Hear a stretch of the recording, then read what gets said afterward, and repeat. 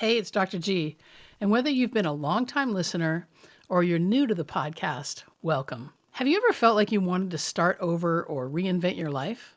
If so, I want to invite you to tell me all about it. I really need your advice. And to reward you for your time, I'm going to be choosing 9 listeners to join me on a free one-on-one relaunch game plan call. This call is designed to help you get clear on your specific goals so you can relaunch your life. To join in and be eligible for the free call, go to discover.drgordon.me. That's discover.drgordon.me and answer all the questions. I look forward to reading your responses and talking to you soon. Thanks for your help, and thanks for launching your life with me.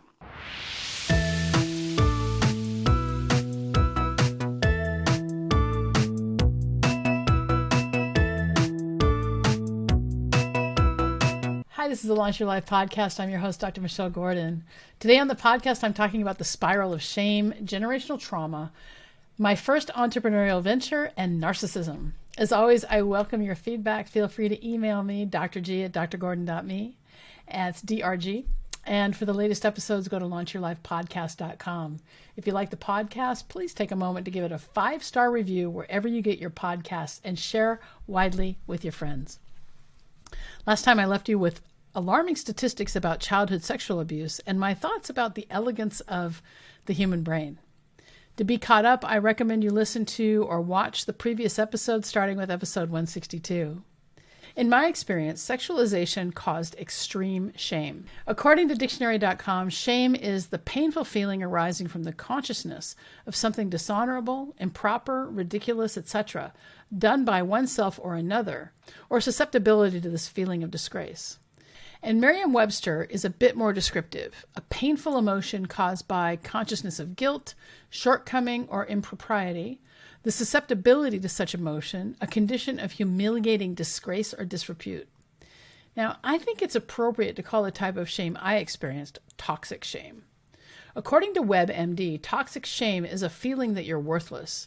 It happens when other people treat you poorly and you turn that treatment into a belief about yourself. You're most vulnerable to this type of poor treatment during childhood or as a teen. When you feel toxic shame, you see yourself as useless, not as good as others. Now, it's easy to confuse shame and guilt because they're both strong negative emotions. Shame can be considered blame turned inward. When you feel you're not good enough, lack confidence, and look for evidence to support this feeling.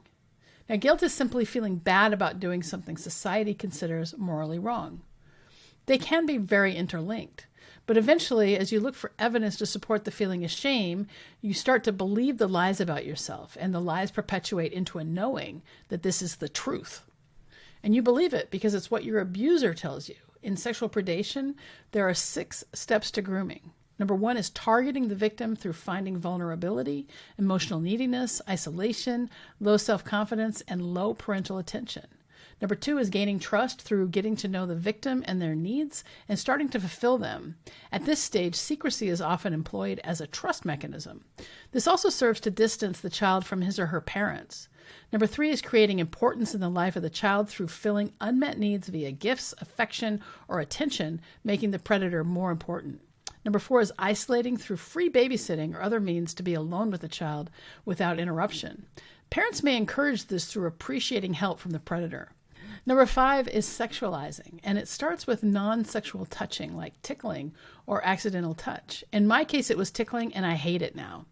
This causes the victim to be numb to more intimate and sexual touch. And as the child becomes more curious, the predator increases sexual contact. And number 6 is controlling the child through threats and guilt, enforcing secrecy, participation, and silence. This is where threats to harm loved ones and the blaming the child for making interactions happen come into play. Now, as I've said before, children before the age of 7 live in a hypnotic state. Their minds are like a sponge and they'll believe anything they're told. And this is when children are the most vulnerable to predation. Overcoming toxic shame isn't easy because the beliefs are deep-seated. And since the brain loves consistency, once those thoughts are cemented in your brain, undoing them can be quite difficult. It requires you to look at everything from a different perspective and start to believe something different than you ever did before. You have to look for evidence of the contrary and be biased about finding the new truth, ignoring all evidence telling you what you've always believed is true. Now, as puberty approached, we learned some sex ed in school, and my parents also had this cartoon book about sex, and it likened the act to jumping rope, something you can't do all day. My young mind had an idea about sex-causing pregnancy. And many nights, I sat next to my abusive brother at the dinner table, and I wondered what would happen if I got pregnant, well, all the while feeling shame about the secret times we spent in his basement bedroom on his waterbed. It's fascinating, though, how my developing brain separated the interactions with abusers from the rest of my life as a coping mechanism. This led to a profound resilience, determination, deep concentration, competitiveness, and perhaps a delusional self-confidence. It's shocking my parents weren't aware of the abuse occurring in and near their home. And I can kind of understand how my mother may have missed it in some of her alcoholic stupor. And my dad was in his own world. Many religions, from Christianity to shamanism, believe in generational trauma, also known as generational sin. In fact, the incest didn't even start with me. According to health.com, generational trauma is trauma that isn't just experienced by one person. It extends from one generation to the next. Licensed clinical psychologist Melanie English, PhD, states it can be silent, covert, and undefined, surfacing through nuances and inadvertently taught or implied throughout someone's life from an early age onward. In 1966, Canadian psychiatrist Vivian M. Rakoff, MD, and her colleagues recorded high rates of psychological distress among children of individuals who survived the Holocaust, and the concept of generational trauma was first recognized. This population has been the most widely studied group. However, in theory, any type of extreme prolonged stress could have adverse psychological effects on children and grandchildren, resulting in clinical anxiety, depression, and post-traumatic stress disorder, or PTSD. Gayani De Silva, MD, says trauma affects genetic processes, leading to traumatic reactivity being heightened in populations who experience a great deal of trauma, and goes on to say, being systematically exploited, enduring repeated and continual abuse, racism, and poverty are all traumatic enough to cause genetic changes. So African Americans in the United States and around the world are particularly vulnerable. Furthermore, domestic violence, sexual assault, or sexual abuse, and hate crimes are other acts that can result in generational trauma. And in my family, there is evidence for generational trauma. I don't know specifically what my mother's life was like when she was growing up, but when she died, we discovered her half-brother, who was at least 10 years older, had written her love letters and tried to normalize their incest. And perhaps it's more shocking that she kept the letters.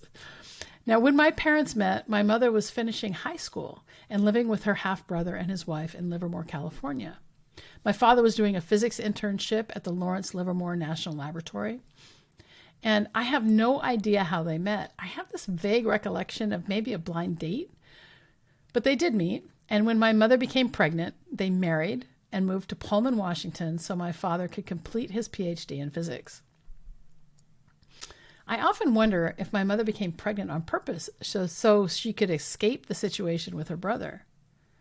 And my father's misogynistic view of women came from my rapey grandfather. He married my mother because he thought he could save her from her situation, although I'm really not sure how much of it he knew. Now, while this is not confirmed, I'm pretty confident my rapey pedophile of a grandfather also abused his children. He held this power over them until his death, and outsiders describe the relationship my father and his sister had with my rapey grandfather as almost worshipful. Interestingly, when my memories started returning when I was around 15 or 16 years old, I confronted my father about what my oldest brother had been doing with me, the sex, and continuing the abuse for years. And my father completely normalized it and said, of course he had sex with his sister. And I found it shocking at 15, and I find it shocking now. So there was incest on both sides of the family, and it's no wonder it happened to me. Both of my parents were narcissists, and the entire world revolved around them individually. It was really confusing and strange. And as I've said before, my mother often exclaimed that she was perfect without any flaw, and my father really never saw anything but how things affected him. And since children learn what they live, the culture of our home was basically everyone for himself or herself. I recall very little cooperation, and just like the awful chocolate bunny game on Easter, every day was a competitive struggle. Now, the problem with being raised by me-centric people is the me-centrism gets passed on by what I'll just call osmosis. In reality, it's a culture, right? And the model was a tumultuous and broken relationship between my parents, resulting in a lack of many usable skills as we aged, such as communication and money management. Now, I'm not sure what my parents' objectives were in having children. Maybe they were trying to stay together. Maybe they just thought it was the logical next step in life. And we're all fucked up by our parents to some degree or another. An adult life is learning to separate who we really are from what we have inferred about who we are from how we were treated as children. The problem for me has been learning that the universe doesn't rise or set on my thoughts or actions. It's taken years of therapy, meditation, coaching, and self-realization to understand a couple of fundamental truths about myself. One is that my brain is wired differently from many other people, allowing me to arrive at an answer to a problem relatively quickly. My elegant brain allows me to skip some steps, and not everyone thinks this way. Another one is that I do not recognize social cues well. I'm extremely literal and communicate forthrightly and bluntly, and this is very off-putting to a lot of people. I say things as I see them, and I have no idea how to play the game in life, business, or just about anything. So I've gotten better as I've aged, but at the end of the day, if you want something from me, it must be communicated very clearly in a way that leaves no room for doubt. And in today's hyper-vigilant, diagnosis-happy society, I probably would have labeled Asperger's or somewhere on the autism spectrum. In fact, my ability for deep focus led to my first entrepreneurial venture. At some point, dandelions took over our backyard, and my parents were lamenting them around the table one day, saying that there were too many and didn't know what to do. So I was 10 or 11, and I knew that if all those flowers went to seed, we would have an even more difficult time in the future. So I offered a solution to my father. I said, I'll pick all those flowers, but how much are you going to pay me? Because I wasn't going to do it for free. And he said, okay, I'll give you 1 cent per flower. So I took a look at the yard, and I surmised that it had to be more than $1, and my labor was likely worth it. So it was always nice to have a little pocket change for the corner drugstore that sold candy cigarettes, so I could look like my dad, and my favorites, lemon heads and watermelon Jolly Ranchers. So the backyard was a sea of yellow with some green poking through and the gray-white puff of the occasional seed head. Now, of course, this was late spring or early summer, so it was really hot out there. And I went to work. It took me several hours, but I picked every single one of those flowers and seed heads. And by dusk, I brought in a big bag of flowers and stems and began to count. I vaguely recall counting as I picked them and being super excited when I brought the bag in. And my father was shocked when I told him the number, and he made me count them all again in front of him. So after the second count, the total was greater than 9,000, and I had hit the jackpot. My father harumphed a little bit, but he gave me $100 for the effort. And I love this story for the lessons I learned, that hard work pays off, and sometimes people don't understand the true cost of a service I can provide. I eagerly anticipated the next summer to make another $100, but alas, I had been too thorough. We never had a yard of dandelions again. When I was in 4th or 5th grade, I made a deal with my dad. I had outgrown my bike, and I wanted a new one. So he said, I'll pay half of whatever bike you want. I promptly ran down to the Schwinn store and picked out my bike. It was a blue and white beauty with a banana seat. And I looked at the price, which was more than $100, and I steeled myself in the resolve to earn enough money to get that bike, and fast. So from that moment on, I was frugal. I saved every penny of my allowance. I asked to do odd jobs around the house so I could have extra money. And I took my dad's shitty lawnmower and mowed lawns in the neighborhood. I babysat. I did anything I could do so I could earn my half and get my bike. As my wealth increased, I became more and more hopeful that I would achieve my goal. I had a little silver box on my dresser where I stored my money, jealously guarding it for my coveted bicycle. And every night, I'd count my money to make sure it was still there and take stock of my accumulated wealth for the day. Some days I brought in nothing, but it didn't matter. Man, I still counted that money religiously. So I remember the feeling of anticipation when I was within a few dollars of my goal. And I went to my father and said, I've got the money. You've got to take me to get my bike. And I felt so proud handing over my hard-earned wad of cash to the clerk as we were rung up. But I also had a sense of loss because I was giving up my nightly routine of counting my money. It was all gone.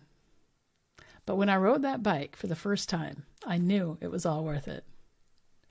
Next time on the Launch Your Life podcast, I'll continue with my childhood, more dadisms, Christmas, and the cultural racism of my sundown hometown. If you like this episode, please subscribe so you won't miss any. Share with your friends and on social. And please leave a 5-star review wherever you get your podcasts. If you really like it, feel free to donate to my Venmo at DRGORDON. And subscribe on YouTube if you're on YouTube.